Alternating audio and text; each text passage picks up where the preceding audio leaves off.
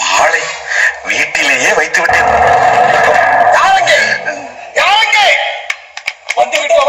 எங்கே நான் தொலைந்தீர்கள் லகட பாண்டிகளா? இவனை ஒரு வாரம் சிறையில் அடைத்து குதிரைக்கு போடும் கொள்ளை உணவாக கொடுங்கள். ஒருவேளை மட்டும் உணவு உண்ணும் நேரம் தவிர மற்ற நேரம் முழுவதும் இந்த துதியை இவன் தொடர்ந்து சரியாக பாடிக்கொண்டே இருக்க வேண்டும். இழுத்துச் செல்லுங்கள். எங்கிருந்தே தொடங்க.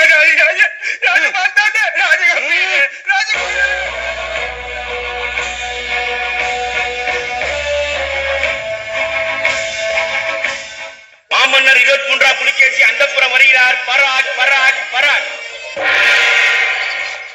வாருங்கள் போகலாம். இவள் கஜலட்சுமி. ஆஹா, கொடி இதை என்பார்களே.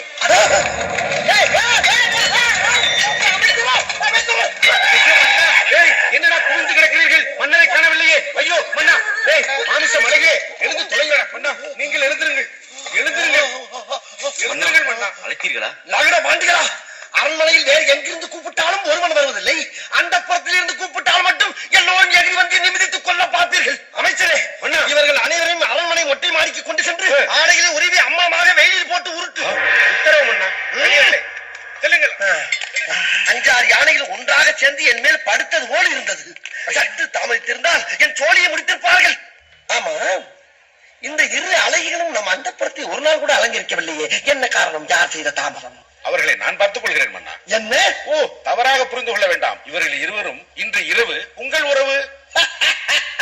என் அமைச்சர் அல்லவா? கருத்துக்களை மிக கச்சிதமாக கவுகிறீர் போங்கள்.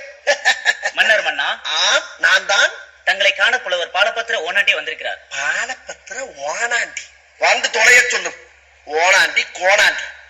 எனதருமை 23ஆம் புலிகேசியே, நீ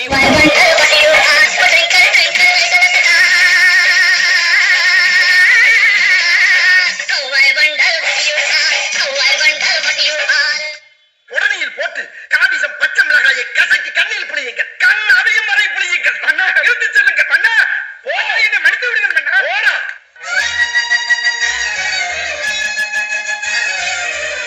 பரவாயில்லை. ஆமா, இதென்ன கையில் குச்சி? வண்டிக்காரன் இடத்தில் வந்தேன்.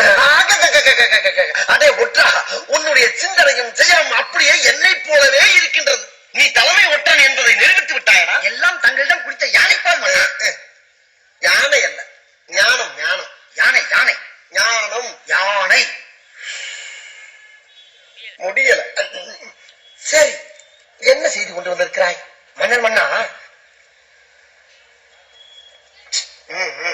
பெரும் ஆபத்து வந்து கொண்டிருக்கிறது. என்ன ஆபத்து? வல்லவராயன் உங்களுக்கு புறா மூலமாக ஓலை அனுப்பினான் அல்லவா? ஆமா. அந்த புறா திரும்பி வராததால் உங்கள் மீது படையெடுத்து வரப்போகிறார். வல்லவராயன் படையெடுத்து? எப்போது வரப்போகிறார்? எப்போது வேண்டுமானாலும் வரலாம்.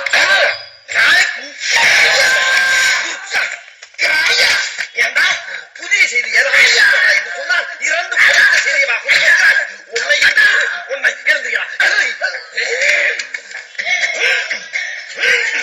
கடுப்படுகிறாயா? இப்பொழுது பாரடா என்னுடைய ராஜதந்திரத்தை.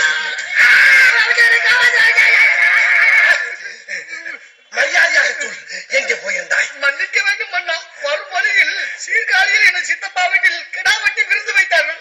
நான் அங்கு சென்று உண்டு 2 நாட்கள் விழாவை சிறப்பித்து விட்டு வந்தேன். ஓ, விழாவை சிறப்பித்தாயா?